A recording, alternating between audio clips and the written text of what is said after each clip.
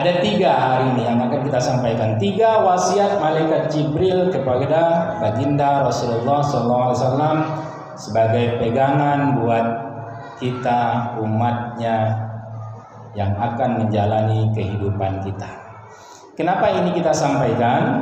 Kenapa etek kadai kemarin kita sampaikan, mamang-mamang sayur kemarin kita ceritakan? Karena kita ini bertekad mau memperbaiki diri kita. Ada yang namanya sudah hijrah. Dulu mungkin waktu mudanya enggak karuan, baik sikapnya, perbuatannya atau ucapannya. Dia belajar coba hijrah untuk menjadi lebih baik.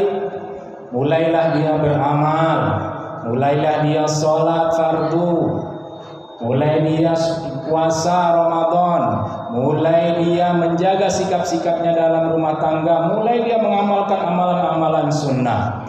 Atau ada yang bukan karena dia sekarang sedang hijrah, dia ngerasa sudah lanjut usia, sudah tua-tua, mungkin serasa saya mungkin tidak lama lagi, daripada saya duduk-duduk yang enggak, cerita-cerita kosong yang bukan-bukan, biarlah saya memperbanyak ibadah saya ke masjid. Kalau dulu waktu muda mungkin saya jarang ke masjid, sekaranglah waktu tua ini saya sholat ke masjid dan segala macamnya. Namun jangan sampai nanti ibadah-ibadah kita itu hilang, percuma amalannya karena etek kadai kemarin, karena mamang-mamang sayur kemarin. Kita jumpa besti kita, terus lisan kita tak bertahan. Tadi kita sholat berjamaah, tadi kita tilawah, tetapi pahala tilawah kita ditransfer kepada orang yang tadi kita omongin waktu di kadai etek tadi. Jangan sampai, itu gunanya kita sampaikan itu. Jadi ketika kita ngerasa kita mau hijrah, memperbaiki diri, dulu tak sempat beramal, sekaranglah mungkin mumpung saya masih hidup, saya mau beramal sebelum saya mati. Dulu waktu saya masih muda kurang amal, sekarang sudah pensiun, sudah lanjut usia, cucu pun sudah besar-besar, tak masuk cucu lagi. Inilah saatnya saya memperbaiki, memperbanyak amal. Jangan sampai amal-amal itu hilang, ditransfer kepada orang-orang yang kita sebut-sebutkan keburukannya. Itu gunanya. Hari ini kita akan masuk kepada level yang lebih tinggi sedikit lagi. Setelah kita tahu beberapa hal kemarin, kita mulai masuk ke level yang lebih tinggi sedikit. Mari kita lihat pesan baginda Rasulullah SAW yang disampaikan oleh malaikat Jibril melalui wahyu dari Allah Subhanahu wa taala. Apa pesannya? Sebelum kita sampaikan pesan baginda Rasulullah, mari sama-sama kita bersolawat tanda cinta kita kepada baginda Rasulullah Sallallahu Alaihi Wasallam. Sama-sama ibu. Kalau perlu suara ibu lebih kencang dari saya. Allahumma sholli ala sayyidina Muhammadin tibbil qulubi wa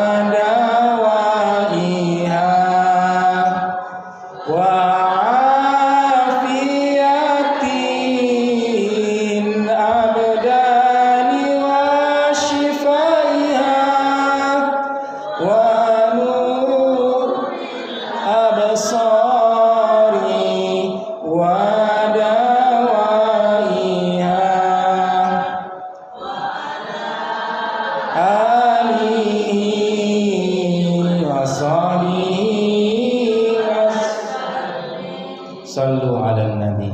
Yang sebelah sini yang kenceng suaranya. Saya semangat. Rombongan yang masih agak muda-muda, yang ini sudah lanjut usia, semua suaranya ada sayang. Iya bu? Yolah.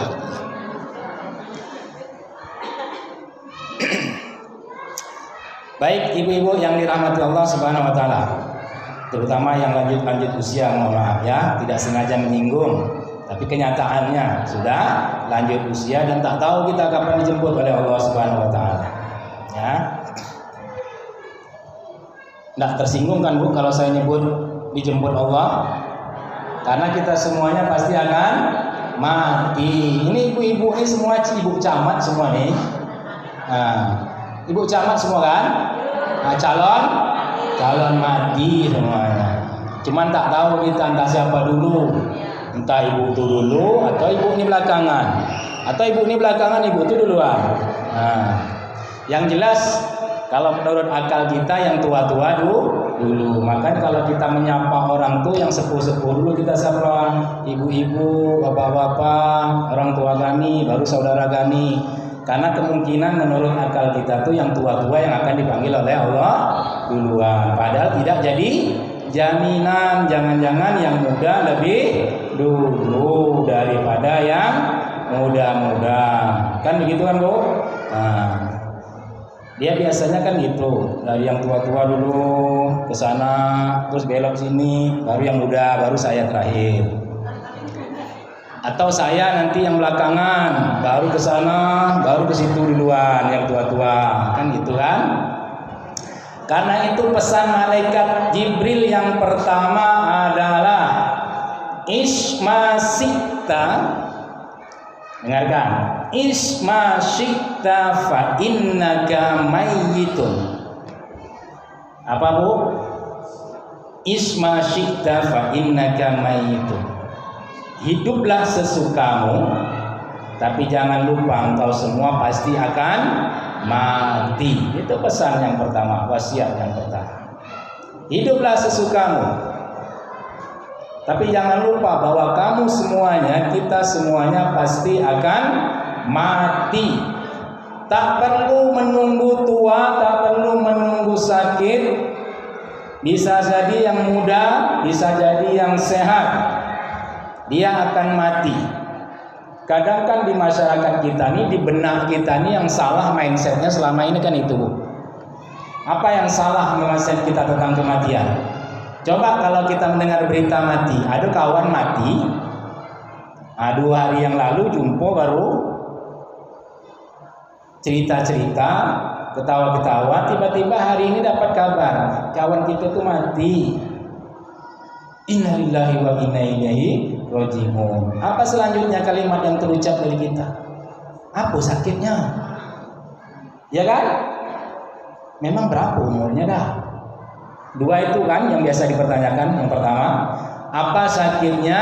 Berapa memang umurnya? Memang mati itu nunggu sakit, Bu? Memang mati itu nunggu tua, Bu? Yang sehat-sehat saja mati banyak. Yang sedang tadi belanja di kedai etek tadi tiba-tiba pulang mati banyak. Yang sedang mencuci, sedang masak, sedang joget-joget mati banyak. Yang sedang nonton konser, sedang shopping-shopping mati banyak. Yang sedang dengar kajian majelis taklim mati banyak. Yang sedang dengarkan ceramah, tausiah, tabligh akbar mati banyak. Kalau yang sedang ceramah, sudah ceramah mati jarang. Yang dengar ceramah mati, dengar kajian mati banyak tuh. Ada juga memang yang sedang ceramah mati tapi jarang-jarang, satu-satu ya. Yang sehat, yang tua. Bukankah hari ini banyak yang mati itu yang muda? Betul nggak, Bu? Jadi tak nunggu tua mati itu. Masih muda pun mati. Bahkan hasil survei membuktikan bahwa hari ini di negeri kita, terutama Indonesia, hasil survei membuktikan bahwa justru tingkat kematian tertinggi itu di usia muda, bukan usia tua. Usia tua yang 60-70 ke atas tuh diagramnya sedikit, Bu, karena jumlah mereka juga sedikit, tak banyak lagi. Yang pertengahan umur 40 sampai menjelang 60 itu sedang dia agak melonjak sedikit, karena memang jumlah dia sudah agak mulai banyak. Yang muda-muda itu justru diagramnya lebih tinggi lagi. Di samping jumlah anak-anak remaja dan mulai dewasa itu banyak, dan kasus-kasus yang menyebabkan kematian itu justru banyak di anak-anak yang masih muda. Benar nggak, Bu? Mau bukti, Bu? Coba kita buktikan. Belum ada sampai hari ini kita dengar terutama di Pekanbaru, ada berita kematian, telah meninggal seorang nenek karena bunuh diri di tengah hutan atau jatuh terjun ke sungai karena ditinggalkan oleh pacarnya sang kakek. Ada enggak? Enggak ada. Telah terjadi korban kecelakaan 2 orang, kakek dan nenek, dalam peristiwa kebut-kebutan trek-trekan motor di jalan di Ponegoro. Ada? Tidak ada. Kalau ada kakek-kakek sama nenek-nenek ikut trek-trekan balap liar tengah malam tuh, luar biasa tuh. Yang ada anak muda kan? Anak muda. Telah ditemukan mayat seorang wanita berusia lebih kurang 65 atau 70 tahun, overdosis di sebuah hotel di Pekanbaru. Ada? Tidak ada. Telah meninggal seorang wanita berusia 70 tahun karena aborsi. Ada? Tidak ada. Semua yang kita sebutkan tadi siapa? Anak muda. Nauzubillah min zalik, mudah-mudahan bukan bagian dari keluarga kita. Jadi yang meninggal itu banyak anak muda. Justru karena itu Rasulullah tadi diingatkan oleh malaikat Jibril sebagai wasiat buat kita. Berhiduplah sesukamu, tapi jangan lupa bahwa kamu semuanya pasti akan mati. Karena itu sebelum kematian datang, sebelum ajal itu datang, apa yang kita persiapkan? Sudah siapkah kita ketika ajal menjemput kita? Siap enggak kita? Kalau belum siap, inilah kesempatan ketika Allah masih beri kita hidup hari ini. Bu, Bunda, siapa yang sudah berumur 60 tahun ke atas di sini? Kawan-kawan ibunda yang dulu rame besti-besti bunda, berapa orang masih yang tinggal sekarang? Yang seusia dengan bunda sekarang nih, yang 60, 65, 63, 62, besti-besti kita dulu yang rame, kalau kumpul-kumpul ada 20-30 orang, sekarang tinggal berapa? Paling tinggal 4-5 orang, betul? Artinya Allah masih sayang sama bunda. Mungkin bekal kita belum cukup ketika kita dipanggil oleh Allah. Mungkin. Kalau sudah cukup, alhamdulillah. Saat inilah kesempatan kita untuk menambah bekal ketika kita nanti mati dijemput oleh Allah, kita sudah siap. Mati kita husnul khotimah. Bukankah husnul khotimah menjadi cita-cita setiap orang yang akan meninggal? Bukankah husnul khotimah doa yang diucapkan oleh seluruh orang yang mendengarkan kematian kita? Maka kematian husnul khotimah itulah yang perlu kita dapatkan. Bagaimana untuk mendapatkan kematian yang husnul khotimah? Ustaz, kita kan sering dengar kata Ustaz juga, barang siapa yang akhir kalamnya menyatakan, menyebutkan, bisa mengucapkan lafaz la ilaha illallah, maka dia akan masuk surga. Bu, itu tuh hanya teori. Teori, Bu. Emang semudah itu waktu kita sakratul maut menyebutkan la ilaha illallah? Memang benar, kalimat itu benar. Kalimat itu datang dari Rasulullah. Barang siapa yang akhir kalamnya, akhir hayatnya menyebutkan la ilaha illallah, maka dia masuk surga. Rasulullah nggak bohong, itu benar.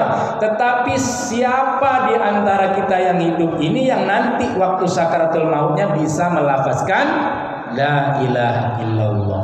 Hanya orang yang hari-harinya di kehidupan dunianya selama hidupnya yang lisannya selalu dibasahi dengan kalimat itulah yang akan mudah menyebutkan itu. Tetapi orang yang ketika hidupnya selalu menyebutkan, ada saja, mohon maaf, kan ada yang sampai sekarang sudah gaya-gaya, asal salah sedikit dengan kawannya pempek, ada kan? Masih banyak. Ada ibu-ibu yang sampai sekarang kalau salah-salah cakap sedikit dengan kawannya, ucapannya yang kotor-kotor saja ada. Maka jangan heran ketika nanti sakratul maut itu yang keluar. Kan ada kejadian-kejadian kisah nyata yang begitu, Bu, ya. Jadi yang kita ucapkan itu apa yang menjadi kebiasaan kita hari-hari kita. Maka Rasulullah mengatakan bahwa seseorang itu mati menurut kebiasaannya. Orang yang mengidamkan dia mati sedang sholat tahajud, sedang sujud, rajinlah dia sholat. Ada orang yang sedang baca tilawah, sedang baca Al-Quran, dia mati karena dia sehari-harinya rajin baca Al-Quran. Dia sering berzikir. Dia tahan lidah dia untuk tidak berbicara selain yang baik-baik saja. Kalau kita berusaha bisa menahan lisan kita dari yang tidak baik, seperti kajian kita sebelumnya bulan lalu, maka mudah-mudahan akan mudah bagi kita melafazkan la ilaha illallah. Maka hiduplah sesukamu. Mau kamu menggunjing orang silakan.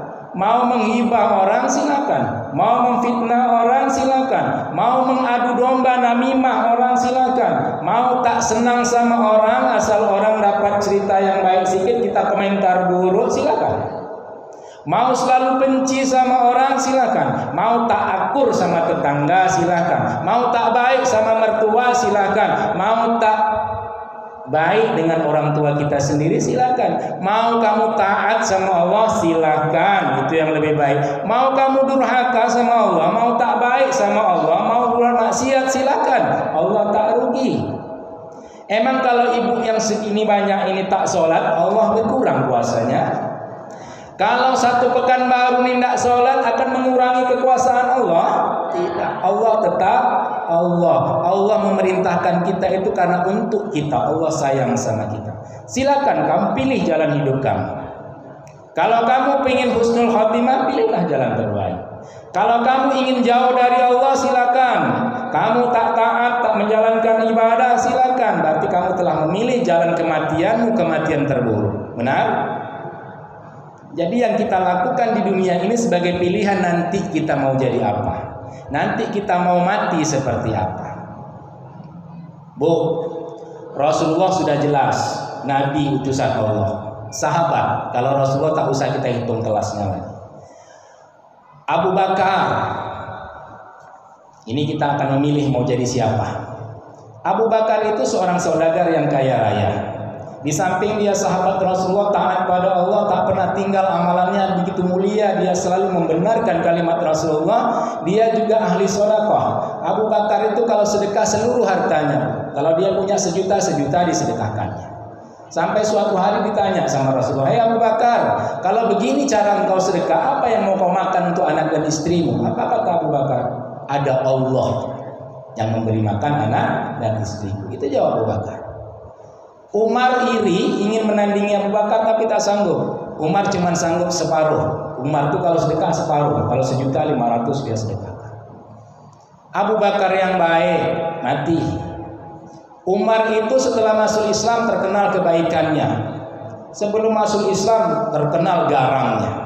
Umar yang garang saja mati. Maka saya sering sampaikan di tempat lain, Bu, di kajian bapak-bapak. Yang bagak-bagak ngerasa tahan bacok, ngerasa anti peluru, tak mempan peluru, merasa jagoan lah istilahnya, akaknya. Terlambat. Umar, apa kurangnya Umar? Umar tuh tiap hari kerjanya nantang orang. Siapa yang bagak di sini? Ini Umar. Kalau tak Umar yang mati, engkau yang mati. Nah itu Umar. Umar juga sudah mati. Orang-orang zaman dulu yang anti peluru, yang kebal bacok di Indonesia ini juga semuanya sudah mati. Di tengah-tengah masyarakat kita tahun 90-an sampai tahun 2000 kita dengar berapa banyak orang-orang yang merasa hebat di Pekanbaru ini semuanya juga sudah mati. Rata-rata mereka yang begitu usianya tak panjang, Bu. Paling tahan itu 40-50. Karena banyak musuhnya, mati dia. Jadi yang jahat mati, yang baik mati. Nabi Nuh mati, Fir'aun juga mati. Fir'aun itu apa kurang hebatnya? Dia bukan cuman presiden, dia bukan cuman raja, dia ngaku dia sebagai Tuhan. Dia bukan hanya dikawal pas pampres, pas pampra, pasukan pengaman raja, pakai baju besi dari ujung kepala sampai kaki kecuali leher sampai muka nih ya, sebelah muka. Kalau belakang sini besi semuanya. Pengawalannya ketat. Fir'aun juga mati. Kalau presiden berapa betul lah, gampang betul Allah nak matikan. Ya, apalagi gubernur, apalagi Pak RT, Bu RT, sebentar Allah matikan. Jadi pilihlah, kamu mau jadi Fir'aun yang penguasa zolim, kan Fir'aun. Jadi kalau ada presiden kejam, ada raja kejam, ada perdana menteri zolim, sudah terlambat. Sudah ada Fir'aun dulu, yang dia juga mati.